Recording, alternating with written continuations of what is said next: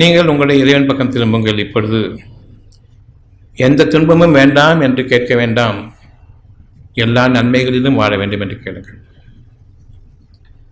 அனைத்து நன்மைகளிலும் வாழ வேண்டும் என்று கேளுங்கள். இன்னொரு பகுதி, நாம் மறந்துவிட்ட உண்மையின் பக்கம் இப்பொழுது திரும்புகின்றோம். என்னுடைய துன்பங்களும் அதிலே நீங்கி விடுகின்றது. நன்மைகள் வேண்டும் என்று விரும்பும் பொழுது துன்பங்கள் வேண்டாம் என்று கேட்பதை நிறுத்திக்கொண்டு நன்மைகள் வேண்டும் என்று கேளுங்கள். பணிவு வேண்டும் கேளுங்கள். எனக்கு பெருமை கூடாது என்று கேளுங்கள். கனிவு வேண்டும் என்று கேளுங்கள். இரக்க குணம் வேண்டும் என்று கேளுங்கள். அவ்வளவும் இறை குணங்கள்.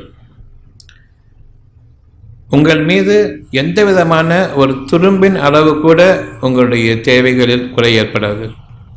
நீங்கள் எந்த அளவுக்கு விரும்புகின்றீர்களோ, உங்களுடைய உள்ளத்தின் பக்கம் திரும்பி நன்மையை விரும்புகின்றீர்களோ, அந்த அளவுக்கு கவலை இல்லாத வாழ்க்கையை இங்கு நீங்கள் வாடுங்கள். உங்களுக்காக நிச்சயமாக இறைவன் அதிகமாகவே தண்ணீர் புகட்டுவான். நீரில் இருக்கிறது உங்களுடைய வாழ்க்கை, பஞ்சத்தில் இல்லை. அந்த நீரில் இருக்கிறது உங்களுடைய வாழ்க்கையினுடைய விளைபொருள்கள், உங்களுடைய உணவுப் பொருட்கள்.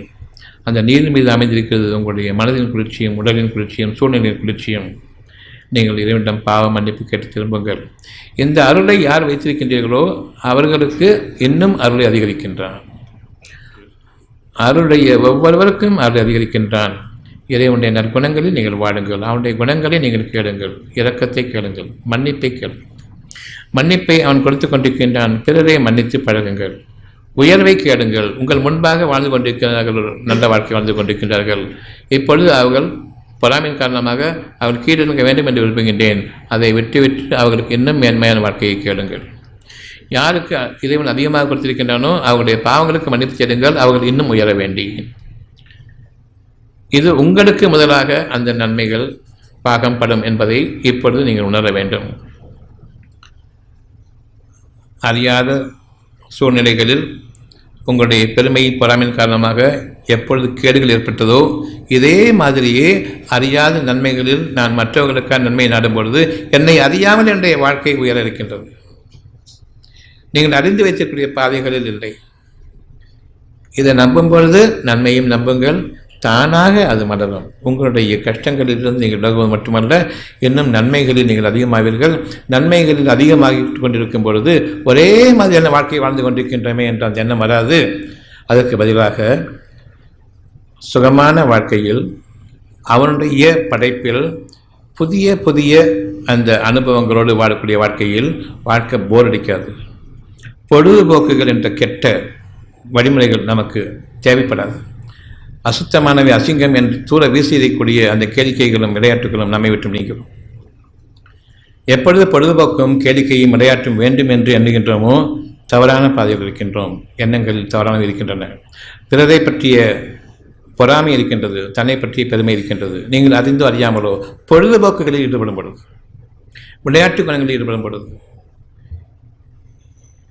அந்த பொழுதுபோக்கு தேவையில்லை என்று ஆகும்பொழுது நீங்கள் மேன்மையான வாழ்க்கையில் புதிய அனுபவங்கள் இருக்கும் பொழுது, அந்த அனுபவங்களுக்கு இந்த கேளிக்கையும் நான் கற்பனையாக வைத்துக் கொண்டிருக்கக்கூடிய இந்த கதைகளையும் என்னுடைய பொழுதுபோக்குகளை அமைத்துக் கொண்டு வாழக்கூடிய வாழ்க்கையை விட்டு நான் விலகுகின்றேன். என்னை அறியாமலேயே சீ என்று ஆகிவிடும்.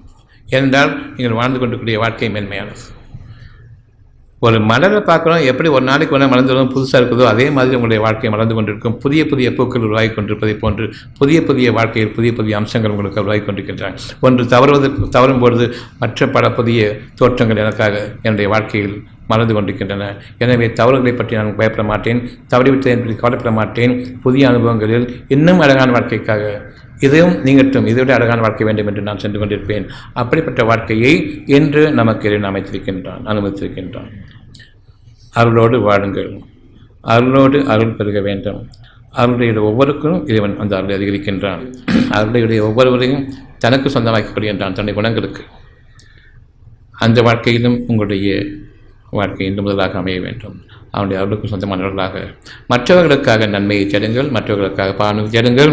பெருமை கொண்டு வாழக்கூடிய மக்களுக்காக பாவனை தேடுங்கள். அவ்வளவு உங்களுக்கு நன்மைகளாக வந்து விடியும் என்பதை அறிந்து கொள்ளுங்கள். கேடுகள் எப்படி உங்களுடைய முயற்சிகள் இல்லாமல் வந்து அடைந்ததோ அதே போன்றே நன்மைகளும் உங்களுடைய முயற்சிகளுக்கு அப்பா தானே உங்களுக்காக உருவாகக்கூடியது. நம்பி ஆக வேண்டும். நம்புங்கள். கெட்டதை நம்புகிற அளவுக்கு நன்மை நம்பியது கிடையாது. உங்களுடைய உள்ளங்களில் கேடுகள் வேண்டாம் என்று விரும்புங்கள், நன்மைகள் வேண்டும் என்று விரும்புங்கள்.